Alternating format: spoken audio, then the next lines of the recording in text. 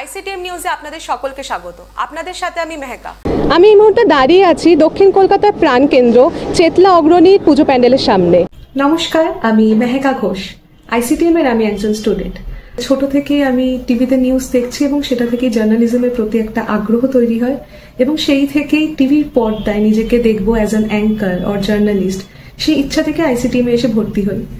তবে এখানে এসে বুঝতে পারি টিভির পর্দায় ব্যাপারটা যতটা সহজ সরল লাগে একদমই আদতে জিনিসটা সহজ নয়।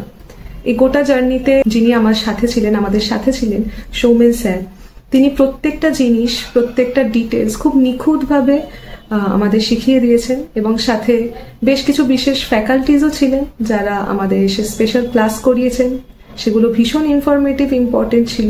স্যার প্রথমেই মনে পড়ে ক্লাসে প্রথমে বলেছিলেন, ক্যামেরাকে নিজের বন্ধু করে নাও। আর সেই চেষ্টা এখনো করছি।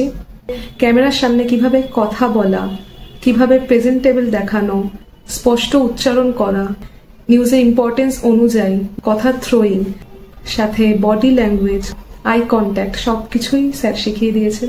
এবং বিভিন্ন টেকনিক্যাল জিনিস যেমন বুম ধরা, ল্যাপেলকে কিভাবে ইউজ করা হয়, সাথে ক্যামেরার বিভিন্ন শট, ফিল্ড রিপোর্টিং এর কাজ কিভাবে করতে হয়, অ্যাঙ্কারিং কিভাবে করতে হয়, সবকিছুই স্যার খুব সুন্দরভাবে ডিটেলড ওয়েতে একদম শিখিয়ে দিয়েছে।